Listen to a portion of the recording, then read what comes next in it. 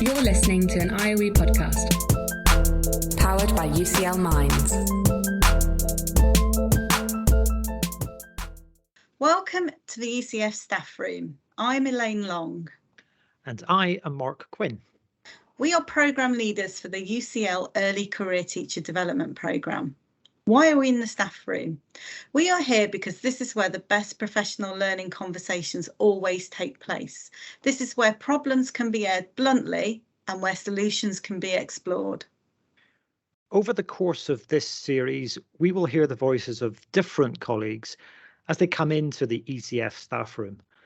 We will hear from early career teachers themselves and from the mentors and induction tutors who support them. We will talk about all things ECF, the challenges and the joys.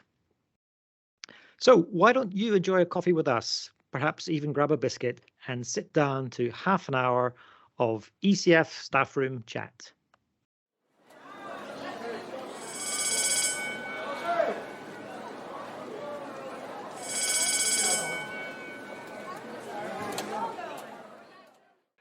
Welcome to the ECF staff room, Cesc Masdeu. I'm personally delighted that you've joined us in our staff room, Cesc. We're really looking forward to listening to you and hearing all your wisdom and your stories from Barcelona. Hi, thank you. Hi. We'll introduce you properly. We'll introduce you properly in a second. But you've just joined our staff room, so you have to take a seat, take a rest. You've had a busy day at school, I know. Yeah. My first job is to fix you a drink. Anything I can get you? I'm served. I already had my coffee this morning. I always have this little ritual every morning. I carefully prepare my coffee, which I brew with my mocha pot and take it to school so I can enjoy during break. So I'm served. I only have one coffee a day. So you are what is known as a cheap date, Cesc. That's right. And I presume I can't interest you in a biscuit or anything, can I? Oh, if you have a peanut butter cookie, I'd love that. That sounds disgusting, and I'm sure I don't, but I'll have a look anyway. So before Mark insults you any further, Cesc, I just want to say how honoured we are to have you in the staff room, especially as you've come all the way from Barcelona. So you must be exhausted from the flight and even more in need of that peanut butter cookie, which we will oblige. It's always a pleasure to come to London, a beautiful and colourful city. So thank you. And you brought the sunshine with you, so that's good. I know our listeners will be really keen to find out why you're here and what your role is. So please, could you introduce yourself for our listeners and describe your role? And we always like to ask which parts of it give you the most joy. Yeah, well, I'm mainly a secondary education teacher, but I have a leadership role in my school. I'm an education coordinator. But apart from that, I'm also a consultant and a teacher trainer. And also I've been participating for 5 years now with the UCL colleagues, the CL staff, with the Spanish program, the Liderazgo para el Aprendizaje. So that's one of the parts of my job that I enjoy the most. But I would say that on top of that is my relation with my students as a mentor, also as a tutor, and the opportunity to engage with them and to help them throughout the school year. So that could be a summary. So what's day-to-day life for you like in school, Cesc? What's your day been like today? Well, today was a busy day. So for our class and 2 meetings with families. So very busy day, and throughout the week, that would be a normal day for me. I've got lots of meetings with parents and with colleagues. We have lots of preparation meetings with teachers because we plan and design classes together. So yeah. quite a lot. That sounds nice. Yeah, quite a lot. And a lot of collaboration. Yeah, even though being the coordinator, I still give lots of I still deliver lots of classes, and I'm also a tutor, a group tutor. So yeah, pretty busy. So that Leadership for Learning program that you mentioned, Cesc, I should disclose that you and I work on that program together. We have done for, well, since just before the pandemic, actually, I think. Yeah. And we've co-facilitated that program together in the past as well. And it's I've certainly learned a lot from you working on that program, and I think we've had a lot of fun along the way as well. We did. It's been so funny, and I've learned so much from you, Mark, and it's been very nice. So enough about me. The more important thing is, and one of the reasons we wanted to speak to you today is because you are now part of the running of a mentoring program for novice teachers in Catalonia on behalf of the education department there. And so what we're interested in knowing is why, first of all, did the Catalonia government decide it needed that mentoring program? And why do you think they asked you to establish it? Yeah, well, it's a good question, because they never directly mentioned, but the thing is there's an ongoing debate here in Catalonia. I would say in Spain, also in Europe. But there's debate surrounding teacher quality and also teacher training. You know, when the Catalan government was, in this at the beginning of this debate, there was already, or it has already been established the need for improvement, both in the initial teacher training and the induction. And universities have already been making quite a lot of progress. We started with like maybe six to 8 years ago. There wasn't even a master's in education for teachers, so they implemented that, and they are, they already have their debate about how to improve that initial education training or teacher training. But the Department of Education,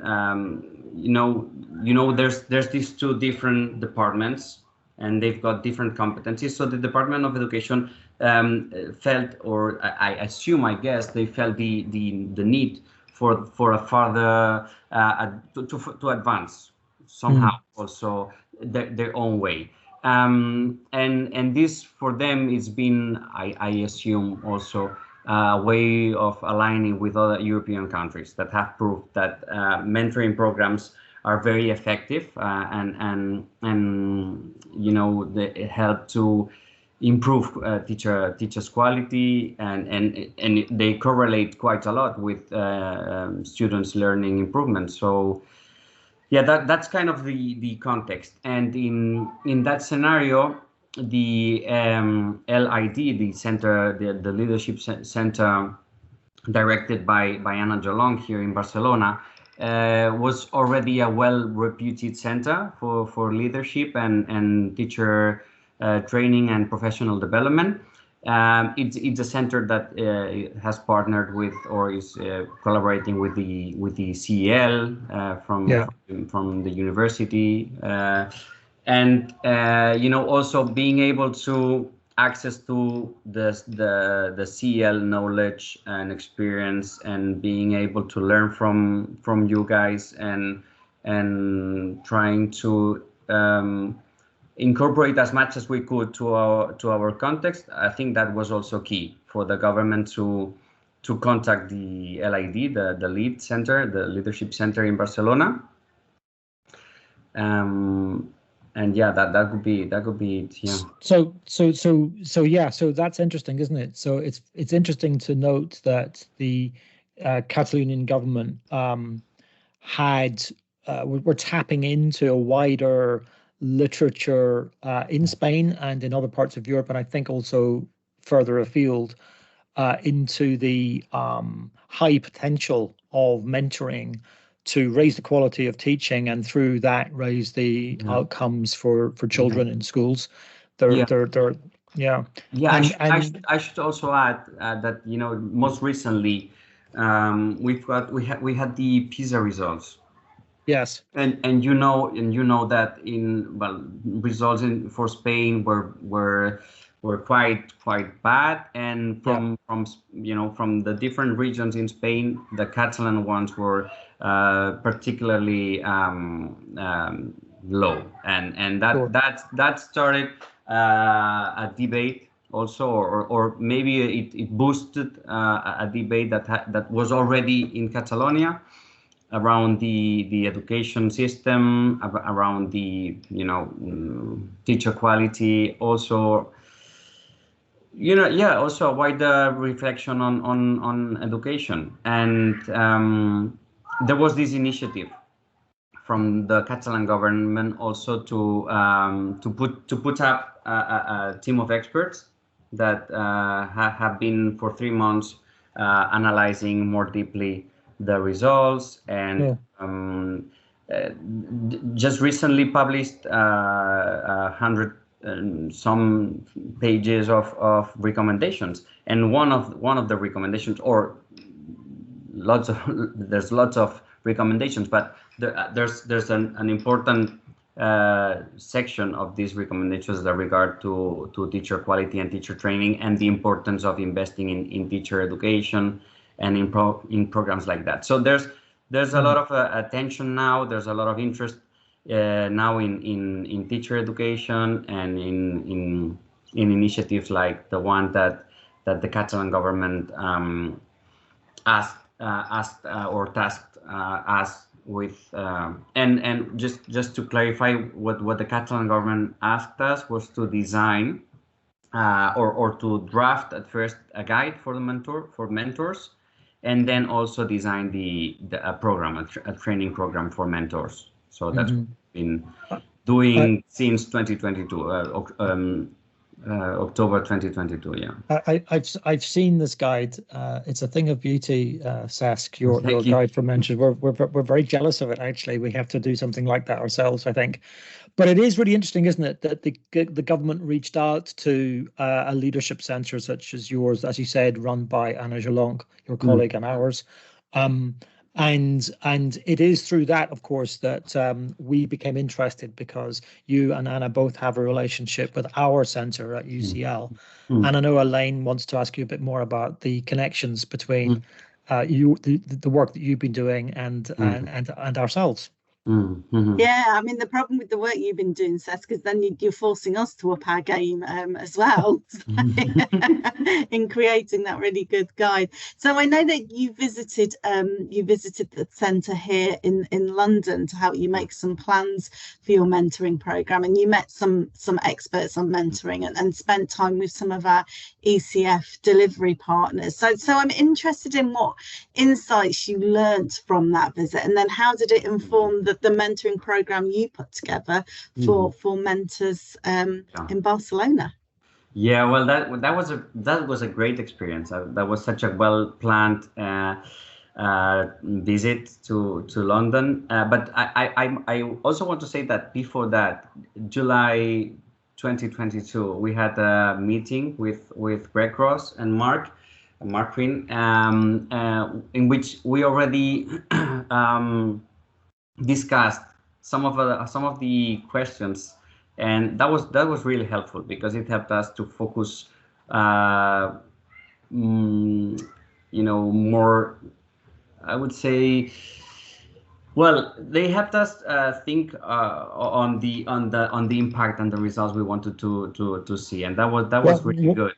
What I remember, Cesc, is that you called us in to give you some advice, and we gave you no advice. Yeah. We just gave you lots and lots and lots of questions. Yeah, those were very powerful questions, and that helped us also frame better the visit that then we had in October.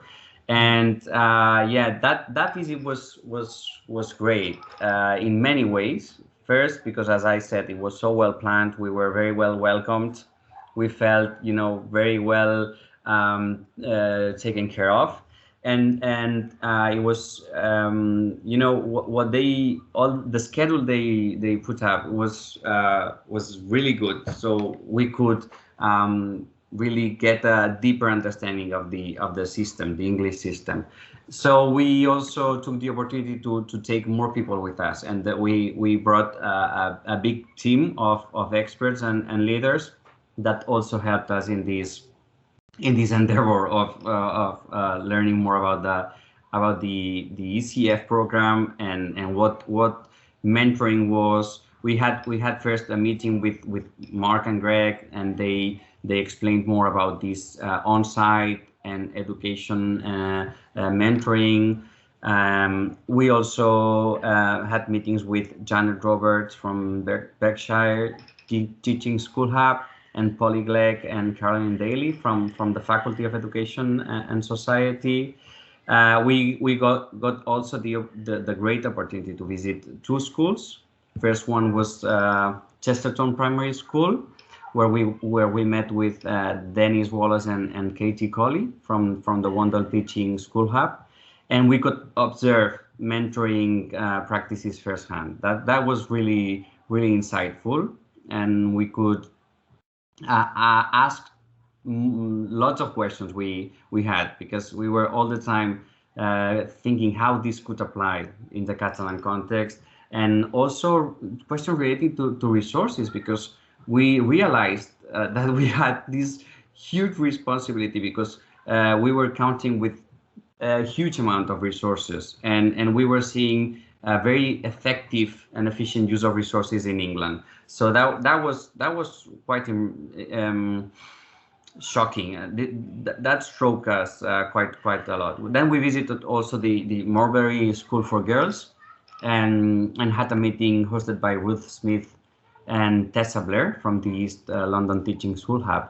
And we had the opportunity to engage directly with mentors, with early career teachers, and also with facilitators. We had a very interesting discussions with them, and we could kind of see what we wanted to, or what was a good setup for a program in Catalonia. It was also great to observe the online learning community session facilitated by Fiona Evans, and that was very interesting, because we were seeing early career teachers reflecting on their teaching, on the questions that they were dealing with, and challenges. And that was very interesting when because we were designing a guide for mentors, so we had to that helped us see what could be the challenges, the questions, and the problems that they would deal with, and so that was very helpful. I remember, by the way, an early career teacher saying that she was doing great, and that she was doing, scoring 10 in each of the items that they had to, and that was very interesting, because me as an experienced, so to say, teacher, 8-year experience, there were many things that I thought I wouldn't do as well, or I'm very critical about. So it made me realize, or it made us remind that evidence is so important in all these in a program like this, because teachers, novice teachers want to do very well, and want to be judged very well. But the mentoring program we're designing, and the mentoring models you work with are developing programs. They are not focused on judging, but they are focused on supporting development and learning. So yeah, that was, you know, it's just an anecdote, but it was very, very interesting to see that. So yeah, throughout the whole visit, we gained a lot of insights into mentoring practices within the ECF program and its potential applicability to the Catalan context. So yeah, that was great. We also were very surprised by the number of roles within the mentoring context, within the English mentoring context, and that made us reflect deeply on how these different roles could be kind of adapted or applied to our own context. And thanks to that experience, we were able to bring with us lots of ideas, lots of reflections, lots of questions, even more questions. We had already at the end of the trip, we had already an idea of how we could adopt the on-site mentoring approach to the Catalan context. So yeah, and it helped us redefine the materials and the guide we were already designing or writing, and also something we hadn't even had the time to think of, which was the training. So yeah, we were at the stage of just barely starting writing the guide, and it helped us also think about what we wanted the training to be like. So yeah, it was really good experience. And Cesc, obviously, as you'll be aware, in England, mentors have to follow a curriculum, the early career framework. So that's what they're mentoring around and mentoring on. Do you have a similar framework in Catalan for novice teachers, or is that more flexible for the mentor to decide themselves what they should learn about and what evidence they should draw on? Yeah, it's much more flexible, and it's also more like atomized. So the thing is that we've got the universities, we used to have, and we will still have to, I think, cohabitate with this other model, which is the kind of the novice teacher training, which is some kind of capsules that new teachers have to take, and then they are evaluated by these. So but yeah, you know, at the same time this program was being designed and implemented, a new competence framework for teachers was being developed. Now it's also published, although lots of teachers that don't know yet, but we've been using it. Some mentors and also our mentees in the Sensei program, the name of the program is Sensei, know and use, and they've been also taking training in many other aspects or items, like, for example, co-teaching, use of evidence. So yeah, we've been to coordinate with these other stakeholders, I would say, because the co-teaching part of this pilot was given to a different center, a different institution. So we've been coordinating, seeing what they were touching upon, and but yeah, I mean, so to wrap up a bit, it's like an opportunity also in terms of designing a plan for early career training and development.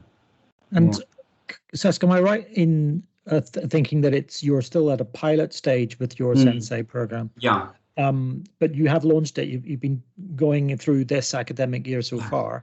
Yeah. So I just would really like to know what kind of scope it has, how How many teachers are involved? How big is it? What are you picking up so far about the impact of it? Yeah, so yeah, exactly. This school year, the mentors were selected. They were very well selected, I should say. So there's been 100 mentors. So we've got this first generation of mentors, 100 mentors that have been mentoring 250 teachers. From different schools, all public schools, from the different regions, the Catalan regions, and administrations, so yeah. So from the start of the school year, the program was already started implementing, but we first had a training session with mentors in July.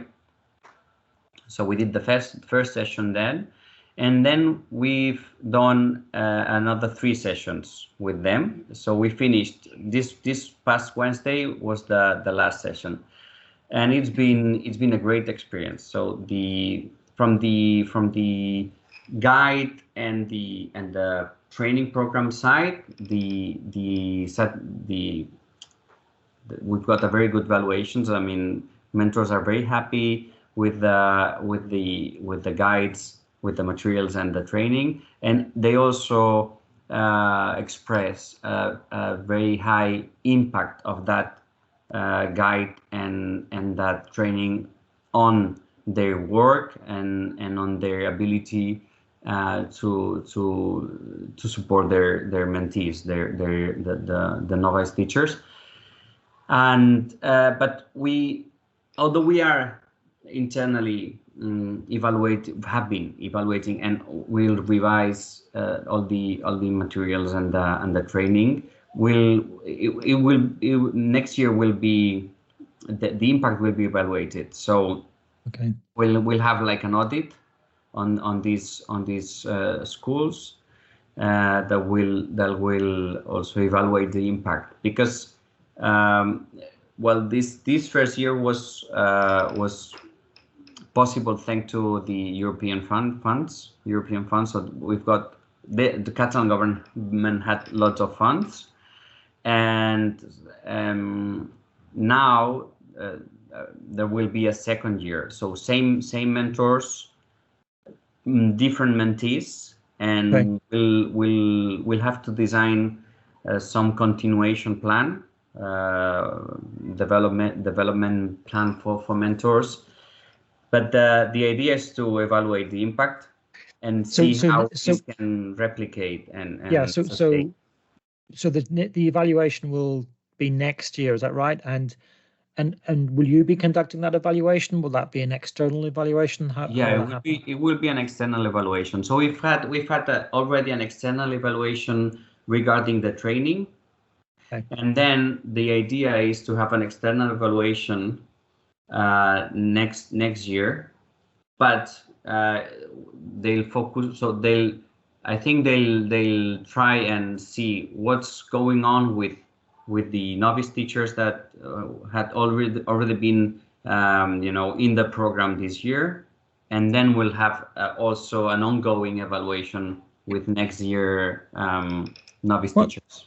What I think some of our listeners might be interested in, Cesc, would be just some image of what it's like to be a teacher or be mentored as a teacher in a Barcelona school. So if you can think of any particular example of an exchange between a mentor and a novice teacher, something that you picked up, you've been told. First of all, I would maybe say that it's a bit complex, because they were all novice teachers were. You asked me for novice teachers, right? Not for mentors. Yeah. So all novice teachers were selected among teachers with less than 3 months experience. So they were very new to the profession. They had very, very small or little experience, and then so they got their teaching hours reduced to half. Okay, and then they got half of their schedule dedicated to training, as I said, on co-teaching, on use of evidence, on the competence framework. Okay. Yeah. And so they were sent in groups of 3 to different schools where they were mentored by one mentor. In some schools there were more than one mentor and 3 mentees then. So there were up to 3 mentors and up to 9 mentees. Right. So they would also form a learning group. Okay. So what we know is that there's been a quite high collaboration between them, between mentees, novice teachers, and also between mentors. And we also have evidence of a change in culture in schools, because mentors have been doing quite a big effort, because we told them that was very important. They've been leaders of professional development in their schools, so they've been also kind of a bridge, or they've played this bridge role between the novice teachers and other teacher staff, because we have to say, or you have to also take into account that these novice teachers could co-teach with a different teacher that wasn't their mentor. Wasn't their own mentor, yeah. It was a different teacher. So that also was, a point of, it was a challenge also for them.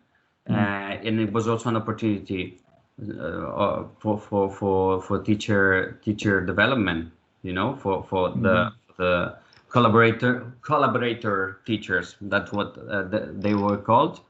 Yeah. And we've seen in these schools where there were mentors and novice teachers that there was this learning and investigation culture starting to arise, and there was also a big collaboration between all the mentors. So they had this platform where they share resources, they share ideas, they share whatever they come up with that think is a good idea. And then more recently, then they started visiting each other and having learning walks. Okay, so the mentors with their novice teachers, they would go and visit a different school. So there's I mean, we are quite happy, and we've got hope that something very interesting has started, and that more collaboration between schools will happen, and also that these schools that have had mentors and novice teachers, well, these people will be school leaders at some point, right? So yeah. So yeah, I think it's quite interesting what's happened. Yeah, Elaine, I think that we're going to have to ask Cesc and his colleagues to come over to London and give us some consultancy as we, look again at our program. Yeah, I've got so many questions I want to ask about that. That could be great. But yeah, your setup sounds really interesting. In that, so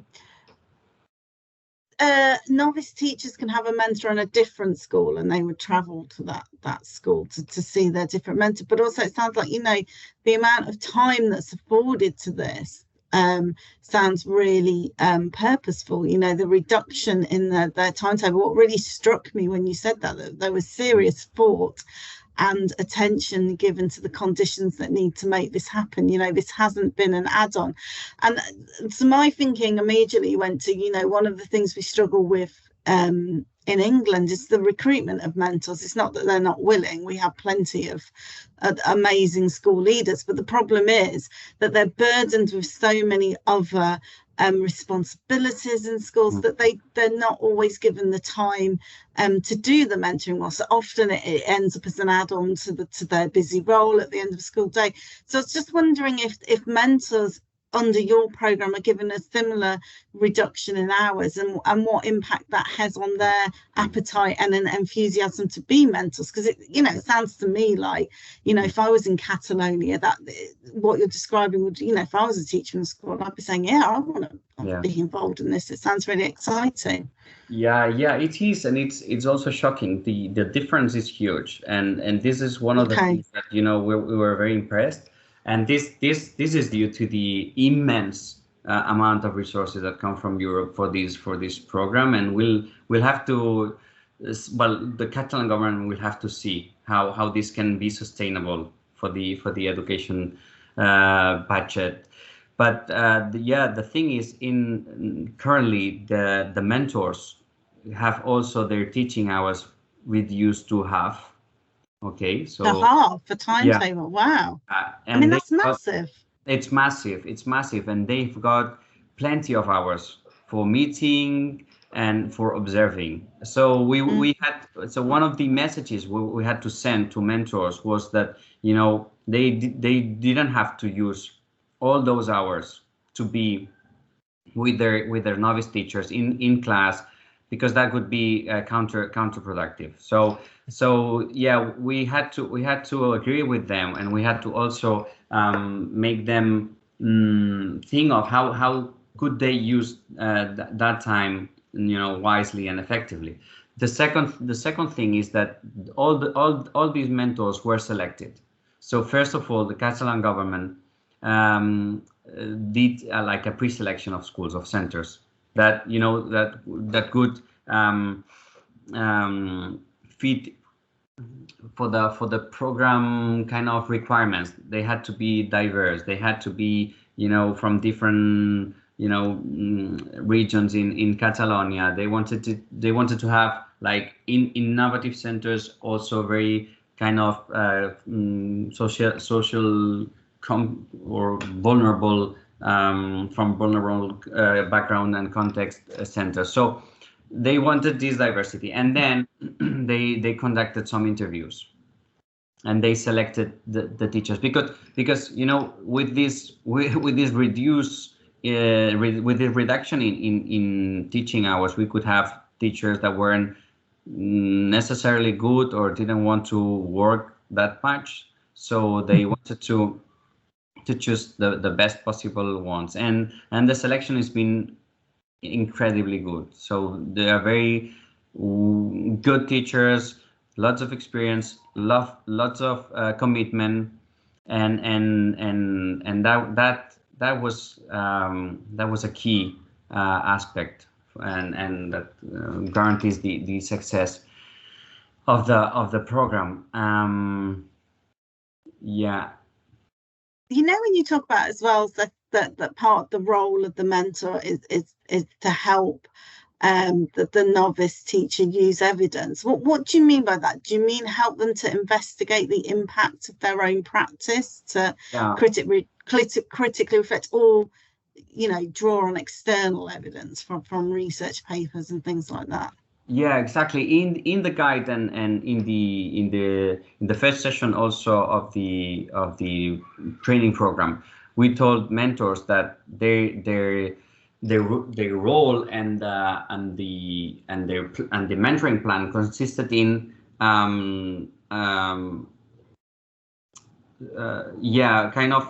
guiding novice teachers throughout an inquiry process or an inquiry cycle. So we take the mentoring plan as an inquiry process, like the one that the CL designed. So it's basically start by what you want to change, what result you want to get, and then go back to the present and see how's this going on. What's the matter? What are your strengths? What are your strengths? And strengths, yeah. strengths and the areas of improvement, and then start reading, looking for evidence, using evidence to think of new strategies, actions, and see how this works, if this works or not, and if this improves students' learning. And so that's what that's what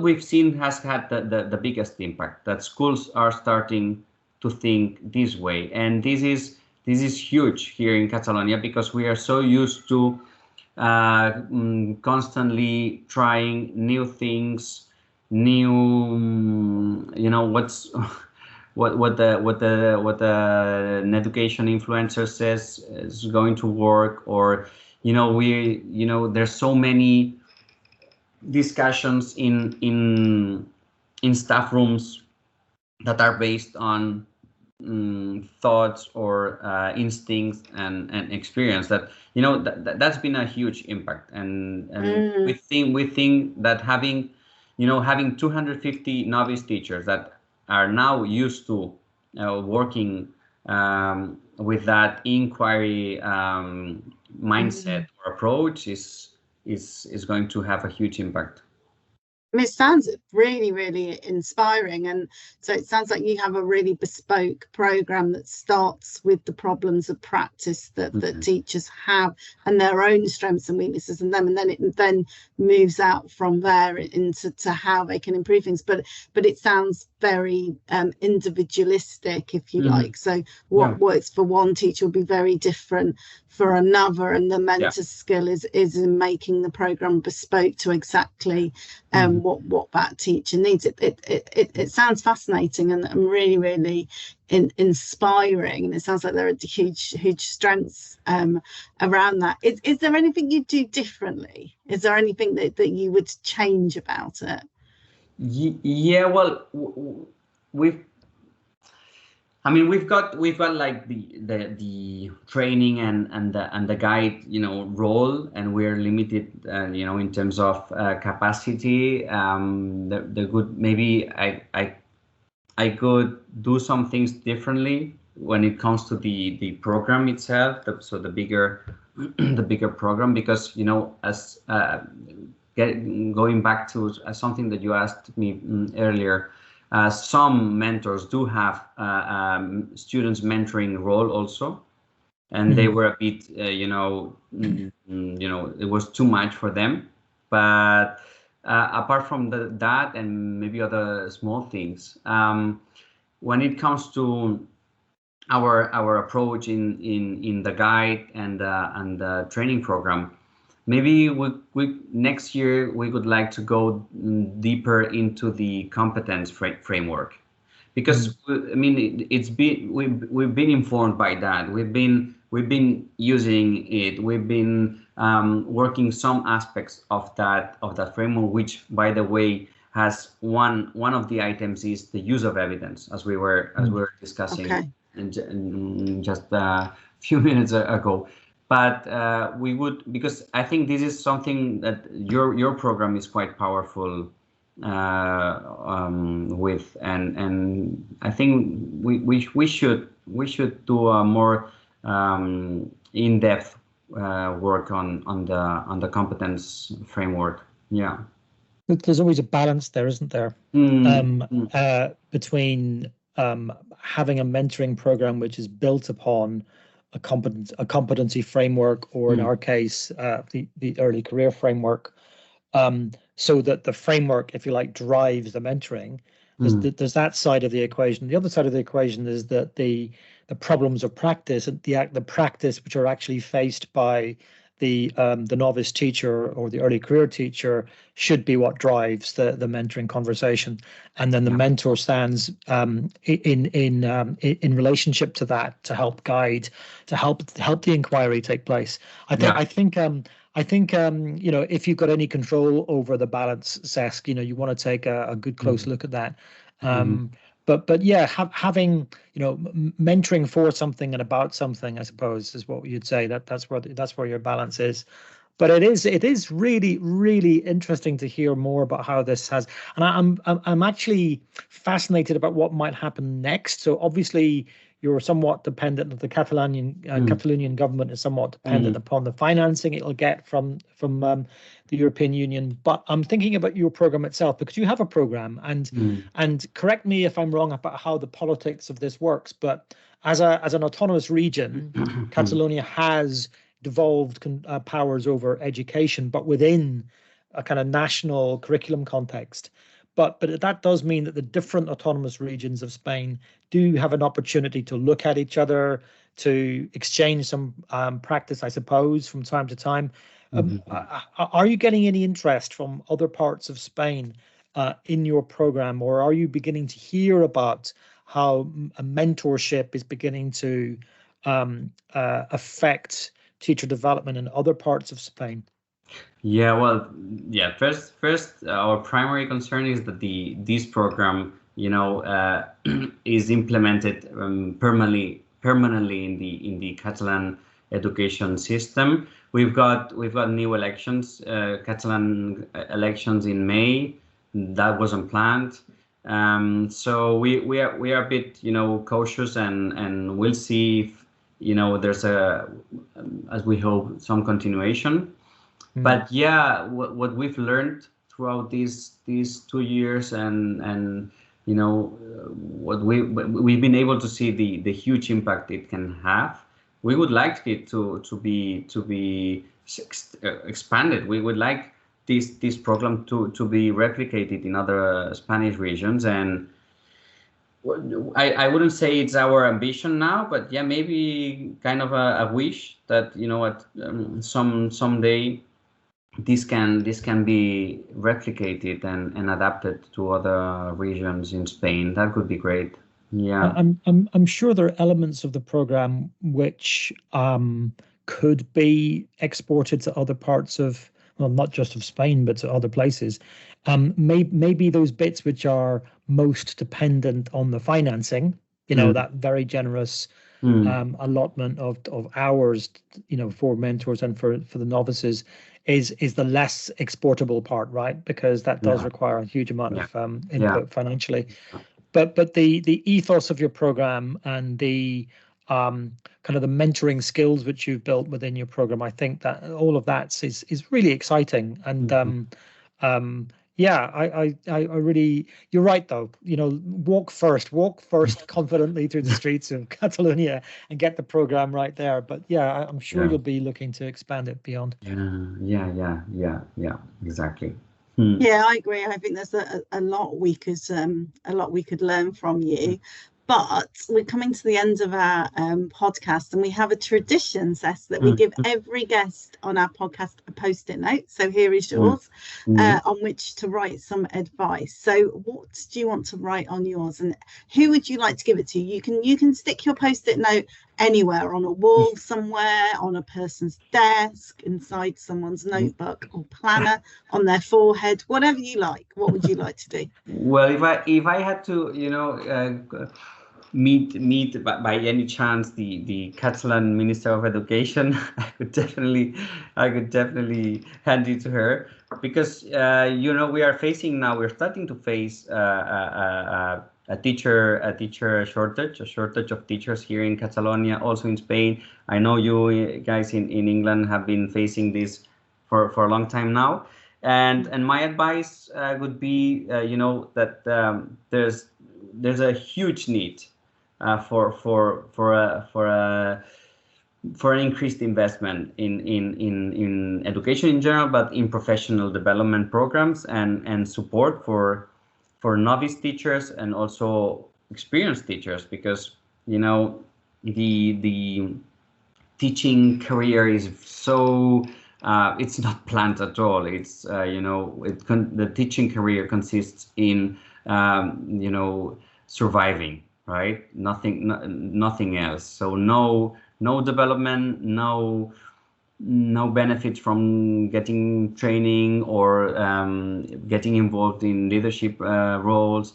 So there has to be we need to redesign that. We need to and maybe our program can install this culture of continuous development and support throughout the teaching career. I don't know. I would ask her to look at our program and see what can we learn from it. Because teachers, not only novice teachers, but especially novice teachers, they are they can feel so isolated. They can feel so lonely and need more guidance and support. But teachers in general in Catalonia need. So that could be the advice. There's a bell ringing in the background, Cesc, which tells us that our time together in the ECF staff room is drawing to a close. I think the Minister for Education in Catalonia might be glad that the bell has rung as well, because your list of demands might go on and on and on for her. But I'm sure we'll send a copy of the podcast over to her so she can have a listen as well. Cesc, I did find that peanut butter cookie, but I really don't know if you still want to eat it. But it's yours if you want it. Thank you. Yeah. We look forward to seeing you soon. I know we will, and in person. Those rays of Barcelona sunshine, I can't wait to enjoy some of those. It's been a great pleasure as always talking to you, Cesc. And thank you. See you soon. The pleasure was mine. It was really, really, really nice to having this conversation with you guys, and thank you for inviting me. Our thanks go to Cesc Masdeu for sharing a biscuit with us in the ECF staff room. Please do get in touch with us if you think you'd like to chat about your ECF experience. And in the meantime, do join us soon for a biscuit and a chat with another colleague in the ECF staff room. If you've enjoyed this episode, there's more where that came from. Search IOE Podcast from wherever you get your podcasts to find episodes of the ECF staff room, as well as more podcasts from the IOE. And a quick favour before you go. If you're listening on Apple Podcasts or Spotify, we'd really appreciate it if you could give the IOE podcast a rating. 5 stars would be nice if you're enjoying the show. And that will help us to reach more people who are interested in hearing what the ECF staff room is all about. Thanks so much for downloading and listening to this IOE podcast.